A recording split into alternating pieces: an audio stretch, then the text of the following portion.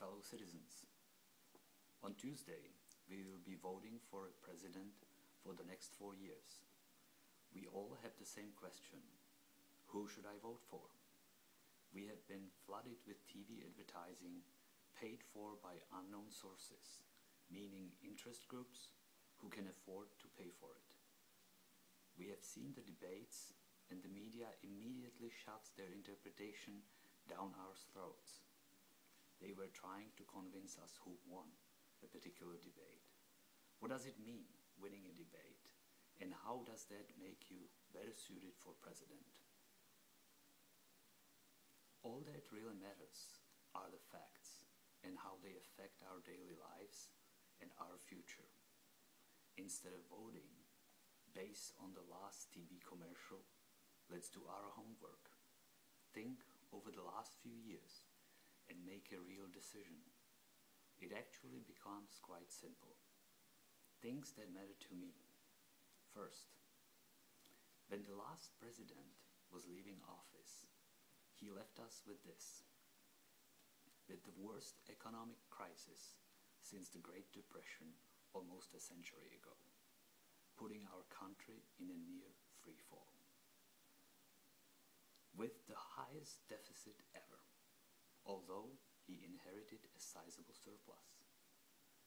With the worst military debacle in terms of American lives and costs since the Vietnam War.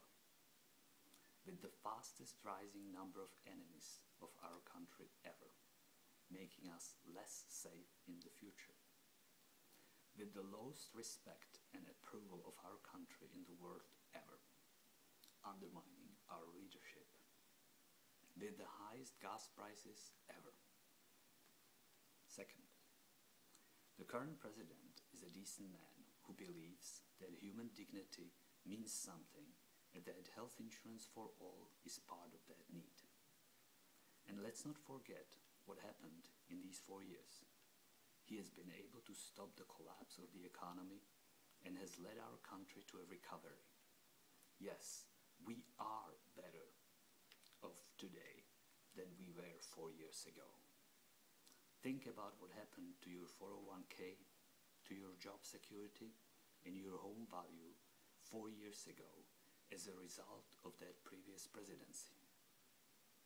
Under this president, our image around the world has improved substantially, and we have avoided reckless international adventures, but provided global advice and support instead.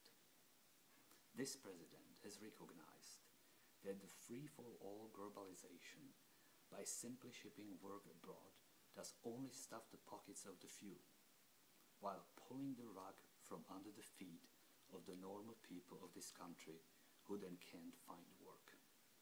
Not because they were lazy, but because that work simply does not exist here.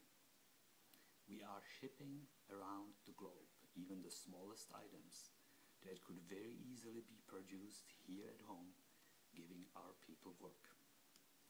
This president is our best chance to move forward with the recovery and give us and our children a chance for a better future. Third, the opponent will say and do anything to put the feather of the presidency in his hat. He has changed his position on almost all issues, including the healthcare insurance that he initiated in his state as governor, but would repeal now. The only argument being that it works for individual states, but not for the whole nation. What a nonsense. What he really thinks about almost half of this nation was clearly demonstrated in that video about the 47% of people he has written off. This was not misspoken. This is his true belief. He is one of those who ship jobs of his company overseas just to make more profit for himself, regardless that people here at home lost their jobs.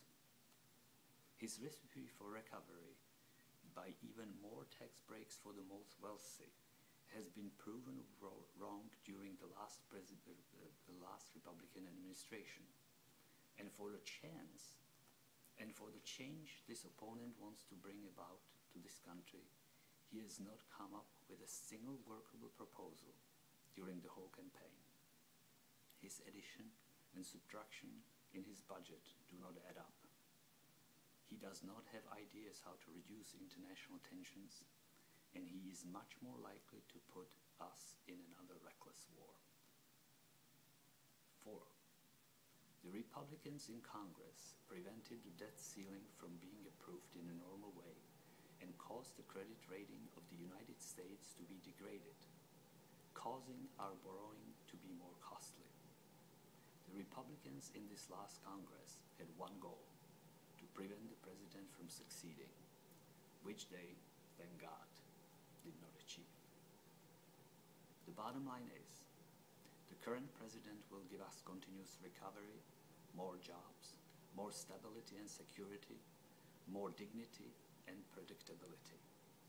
We can't do without government. We need reasonable oversight of the economy. Examples of the needed regulations are the excesses of the financial institutions, of course, and another one is the bridge between the US and Canada in Detroit.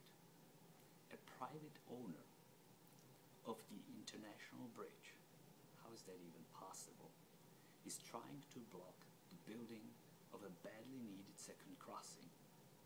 The government must step in and do what the country needs. And again, we are better off than we were 4 years ago.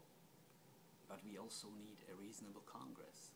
So don't just vote for the other party to create balance. That balance was misused in this last Congress to prevent more progress. And look at the facts. The assessment of pregnancy by rape as God's will, proclaimed by one of the Republicans, was not misspoken either. Such are the true beliefs of those people. So, vote for the sitting president and a democratic Congress so that they can lead this country to a faster recovery and prevent those excesses of the past that have created this mess for all of us. Every vote counts. Get to the polls and vote. Otherwise, you are complicit in throwing this country backwards. Thank you for your efforts in doing your homework and voting.